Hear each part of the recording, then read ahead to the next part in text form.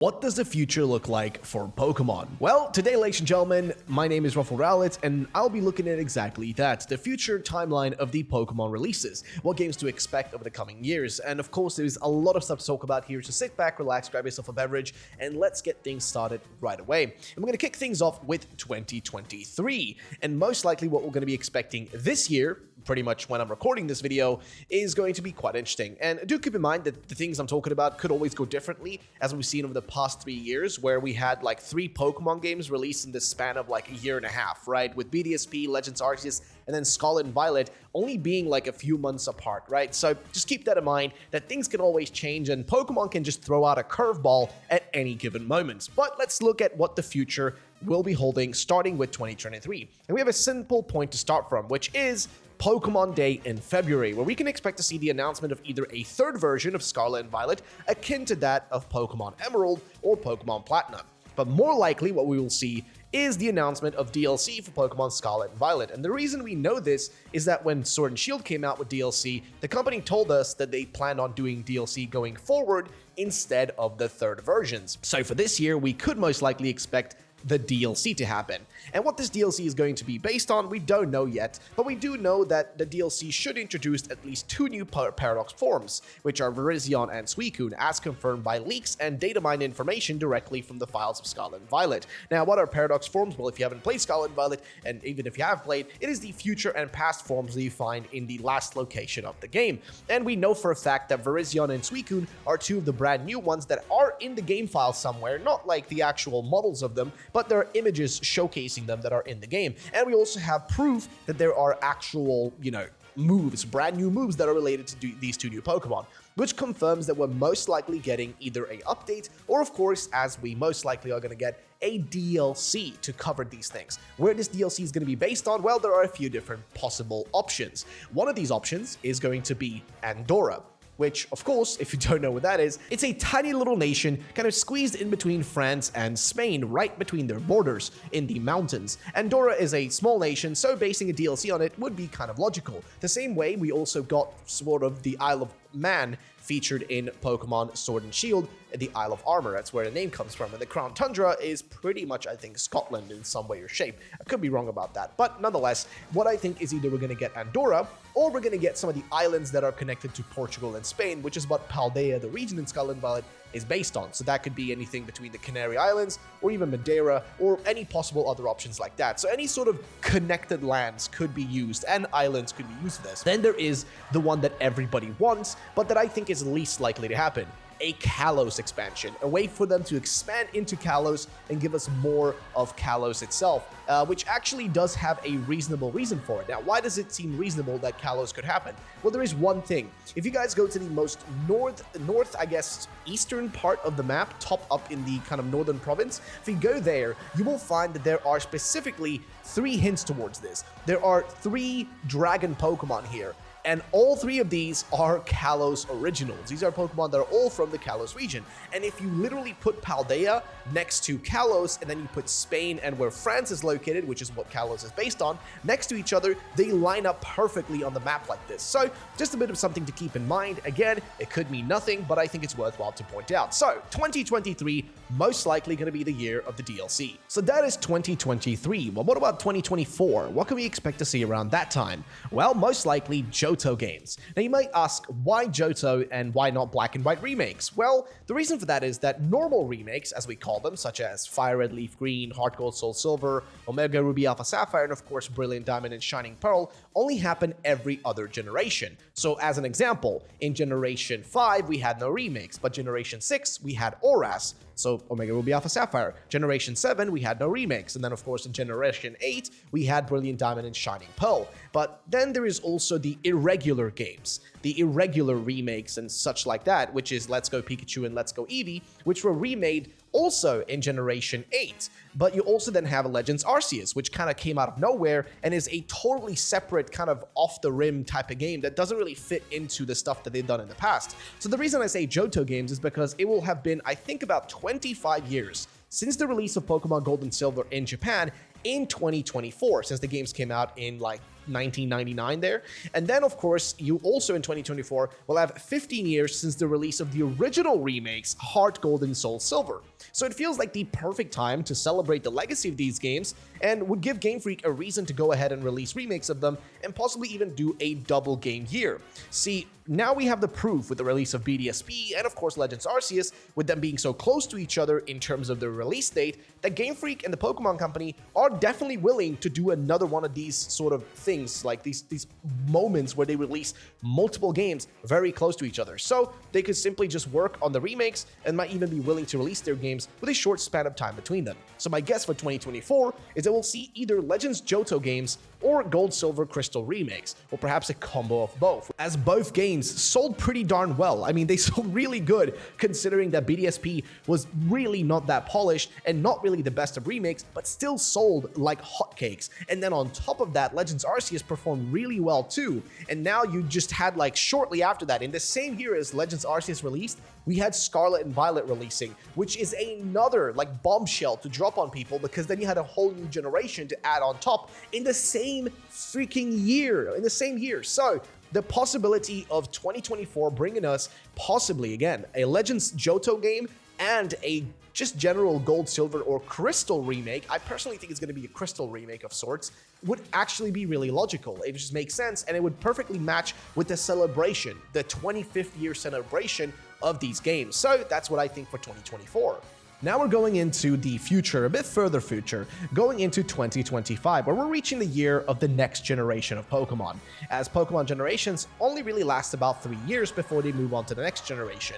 And by 2025, Pokemon Scarlet and Violet will be about 3 years old, so it'll be time for the new generation to take over. So here I'm expecting us to either get another region staying in Europe, given the massive success of the last like 2 games being set in Europe, with of course Sword and Shield and even Scarlet and Violet selling incredibly well. It also given that the developers of Pokemon have sort of ran out of places in Japan itself to base the games on, which is what the first like 4 generations were based on. You know, Kanto, Johto, Hoenn, and Sinnoh were all based on Japan itself, but they've kind of ran out of stuff from there to base it off of. And in general, I do think that they have a lot of nations within the world that they can actually base stuff off of. But either way, let's get back to the actual point here. I think that, of course, in 2025, it's going to be a brand new game. And I do also think that they have the existence of the remakes as a good reason to revisit those Japanese-based regions, so they don't really need to make another one based on that. However, what I expect for the region is either a European one, or we'll finally get another Asian country as the basis of a region besides Japan itself. So maybe finally in 2025, we'll visit a brand new location. But most likely, I think we're going to stay in Europe, maybe an Italian region, or something in that vein. I do personally hope we're going to Asia. I hope we go and visit something like India or even China. I think would be really cool. Or hey, even Australia and the Oceanic region would be pretty sick. But again, that's just predictions. We don't really know where they're going to go with it and what they're going to do. We still have to wait for that. But 2025, most likely a brand new generation. So moving over to 2026, here we can expect a DLC for the Generation 10 games. And if those are still worth doing for Game Freak and Nintendo at this point in time is a thing that we can, not really know at this moment, as things can heavily shift over the years. But most likely, some form of DLC is going to exist at this point to keep people engaged and of course keep people spending money as they prepare for the next big project. And what is this DLC going to be? Like I mentioned, no freaking clue. And if you're wondering, oh well, will 2025 and 2026 really bring a new generation and DLC for it? I tell you yes. And the reason I say yes, guaranteed on that, is because if we really look back at every single Pokemon release over the past few years, over the past decade or two, they've always had about 3 years of lifespans, if you want to call it that. And if you guys haven't noticed, they're releasing Pokemon games faster and faster. The Pokemon release schedule is going quicker and quicker every year, and we're getting a new game every single year almost. I mean, we haven't missed a year now since like 2015. Like, if you genuinely look at the Pokemon schedule at what we've been getting, right? So if we go back all the way to like 2010, 2011, 2012, 2013, 2014, and then 2015 is the only time they got a break where they didn't release a single game. There wasn't any sort of mainline Pokemon game released. There was spin-offs, of course, yes, but those don't really count because those are not made by the main studio. But if you really look back at there, since 2016, we've had non-stop releases. In 2016, I think if I remember correctly, Sun and Moon came out. Then in 2017, we had Ultra Sun and Ultra Moon. 2018 was Let's Go Pikachu and Let's Go Eevee, the first Switch games, which, wow, that feels like ages ago now. So that was Let's Go Pikachu, Let's Go Eevee in 2018. 2019 was the release of Sword and Shield. 2020 was the Sword and Shield DLC, which also counts like a sort of game because it's part of the mainline, and it kind of is like the third version, right? It replaces the original third versions. Then in 2021, of course, we had BDSP at the end of that year. And in 2022, at the beginning of the year, we of course had Pokemon Legends Arceus. And then at the end of the 2022 year, we also had Scarlet and Violet. That's 2 games in 1 year. You gotta remember, that is actually ridiculous. They don't really do that. The only time they've ever done that before was the release of Fire Red, Leaf Green and Emerald in the same year back in like 2004, 2005 or something. And that was just very, unconventional to say the least. So the fact that we've gone back to them doing that, releasing 2 main games in a singular year, just tells us that they're going to keep pumping out games every single year. And that's why I do feel like in 2025 and 2026, we're going to see these things releasing because, like I mentioned, generations only last about 3 years. In 2019, we had the release of Sword and Shield. 2020 was a DLC, so that's about after those 2 full years there. And then 2021, we had, BDSP, and then guess what? 2022, there's the next game. That's 3 years. 2019 to 2022, that's 3 years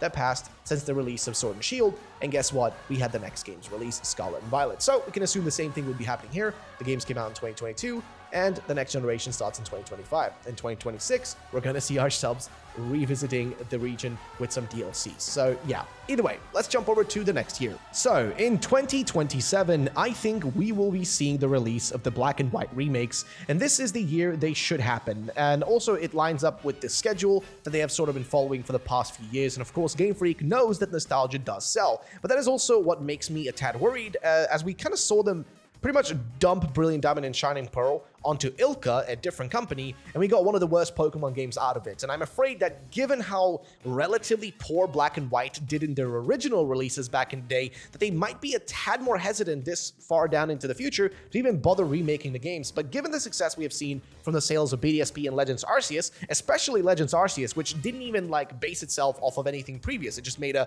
literally reused Sinnoh, but just sort of reformed it and tried to give a different look at it. I think that proves to us that they're willing to try stuff out, and people are willing to buy it, and BDSP still sold really good. Please remember, BDSP was a relatively, I would say, one of the worst Pokemon games that they've made, but it still sold really good. And at the end of the day, that's really all that matters to the company. As long as they get the sales and people keep playing Pokemon, that's all that matters.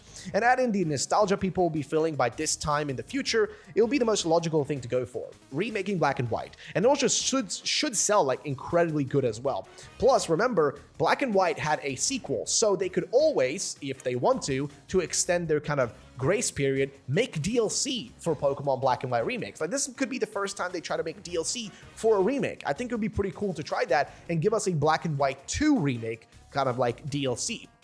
But again, anything is possible, anything is not possible, so we'll see what they do with that. And honestly, I do think this will still sell incredibly well, because by this point in time, it will have been a very long time since the release of the original Black and White, which I think came out in 2011, depending on where you were in the world and stuff. But yeah, so if you base it off of that, it will have been a very long time since the original releases, so it would make sense to give people some sort of reintroduction or revisit to that place. So yeah, again, they could also do experimental games like Legends Arceus, and as those are becoming more prevalent at the Pokemon Company and Game Freak, we've noticed now. So anything like that could also happen, but we'll have to wait and see.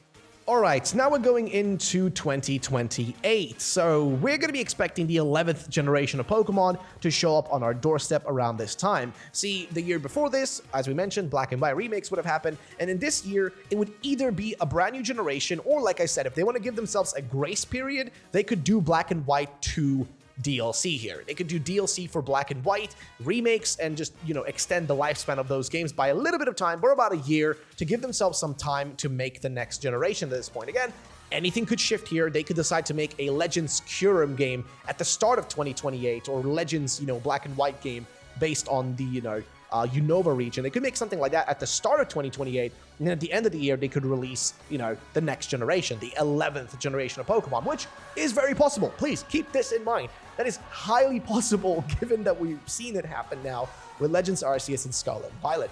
So please keep that in mind. But what will we see in 2028? The 11th generation, most definitely, and possibly some sort of extra game.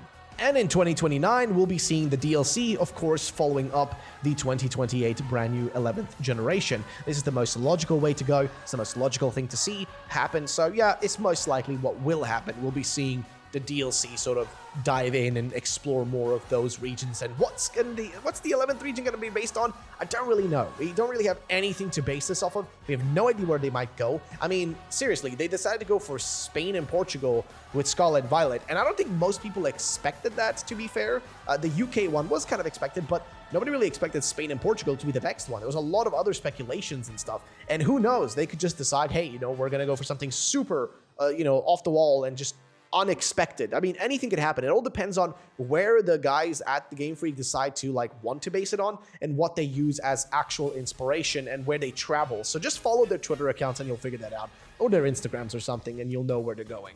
In 2030, then we should be seeing the second remakes of Ruby, Sapphire, and Emerald games, as it will at this point have been 28 years since their release originally. And we would even be expecting a sort of possible Legends type game around this time as well for Hoenn, or some sort of experimental game. But yeah, in 2030, that's when we should be seeing Ruby, Sapphire, Emerald returning again. Because at that point, it will have been a very long time since the original releases.